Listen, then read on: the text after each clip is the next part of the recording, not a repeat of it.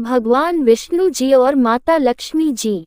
एक बार भगवान विष्णु जी शेषनाग पर बैठे बैठे बोर हो गए और उन्होंने धरती पर घूमने का विचार मन में किया।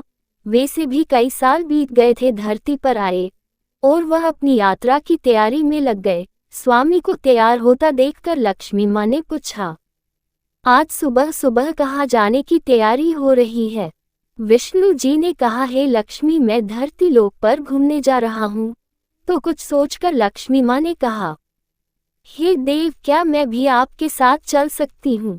भगवान विष्णु ने 2 पल सोचा, फिर कहा, एक शर्त पर। तुम मेरे साथ चल सकती हो। तुम धरती पर पहुंचकर उत्तर दिशा की ओर बिल्कुल मत देखना। इसके साथ ही माता लक्ष्मी ने हाँ कह के अपनी मनवा ली और सुबह सुबह माँ लक्ष्मी और भगवान विष्णु धरती पर पहुंच गए। अभी सूर्य देवता निकल रहे थे। रात बरसात होकर हटी थी। चारों ओर हरियाली ही हरियाली थी।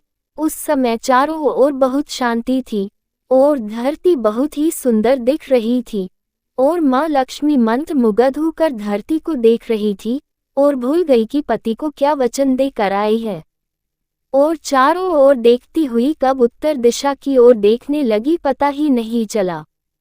उत्तर दिशा में माँ लक्ष्मी को एक बहुत ही सुंदर बगीचा नजर आया और उस तरफ से भीनी भीनी खुशबू आ रही थी और बहुत ही सुंदर सुंदर फूल खिले थे। यह एक फूलों का खेत था और माँ लक्ष्मी बिना सोचे समझे उस खेत में गई और एक सुंदर सा फूल तोड़ लाए।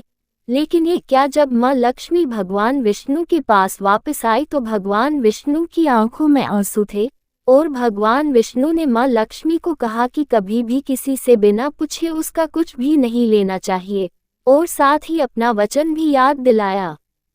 माँ लक्ष्मी को अपनी भूल का पता चला तो उन्होंने भगवान विष्णु से इस भूल की माफ़ी मांगी। तो भगवान विष्णु ने कहा कि जो तुमने जो भूल की है उसकी सजा तो तुम्हें जरूर मिलेगी। जिस माली के खेत से तुम नए बिना पूछे फूल तोड़ा है, यह एक प्रकार की चोरी है। इसलिए अब तुम 3 साल तक माली के घर नौकर बनकर रहो।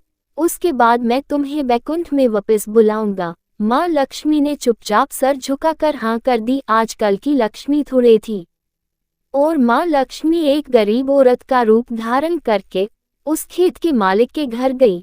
घर क्या, एक झोपड़ा था और मालिक का नाम माधव था।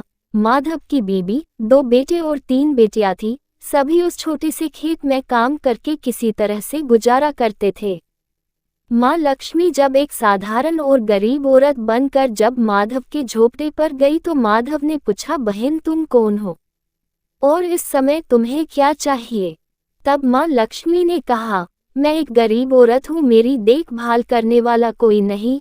मैंने कई दिनों से खाना भी नहीं खाया, मुझे कोई भी काम दे दो, साथ में मैं तुम्हारे घर का काम भी कर दिया करूँगी। बस मुझे अपने घर में एक कोने में आसरा दे दो।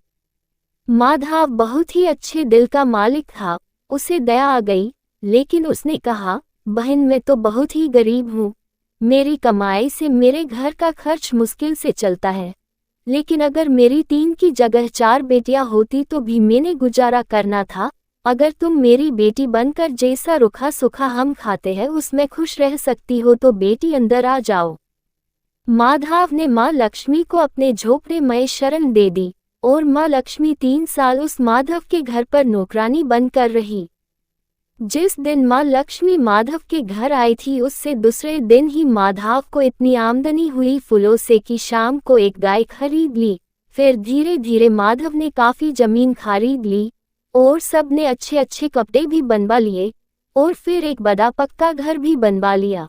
बेटियों और बीबी ने गहने भी बनवा लिए और अब मकान भी बहुत बड़ा बनवा लिया था। माधव हमेशा सोचता था कि मुझे ये सब इस महिला के आने के बाद मिला है। इस बेटी के रूप में मेरी किस्मत आ गई है मेरी। और अब 2-5 साल बीत गए थे, लेकिन माँ लक्ष्मी अब भी घर में और खेत में काम करती थी। एक दिन माधव जब अपने खेतों से काम खत्म करके घर आया तो उसने अपने घर के सामने द्वार पर एक देवी स्वरूप गहनों से लदी एक औरत को देखा। ध्यान से देखकर पहचान गया, अरे ये तो मेरी मुंह बोली चौथी बेटी यानी वही औरत है, और पहचान गया कि यह तो माँ लक्ष्मी है। अब तक माधव का पूरा परिवार बाहर आ गया था और सब हैरान होकर माँ लक्ष्मी को देख रहे थे। माधव बोला है माँ हमें माफ कर, हमने तेरे से अनजाने में ही घर और खेत में काम करवाया है माँ, ये कैसा अपराध हो गया है माँ, हम सबको माफ कर दे। अब माँ लक्ष्मी मुस्कुराई और बोली है माधव तुम बहुत ही अच्छे और दयालु व्यक्ति हो, तुमने मुझे अपनी बेटी की तरह से रखा, अपने परिवार के सदस्य की तरह से। इसके बदले मैं तुम्हें वरदान देती हूँ कि तुम्हारे पास कभी भी खुशियों की और धन की कमी नहीं रहेगी, तुम्हें सारे सुख मिलेंगे जिसके तुम हकदार हो। और फिर माँ अपने स्वामी के दोबारा भेजे रथ में बैठकर बैकुंठ चली गई।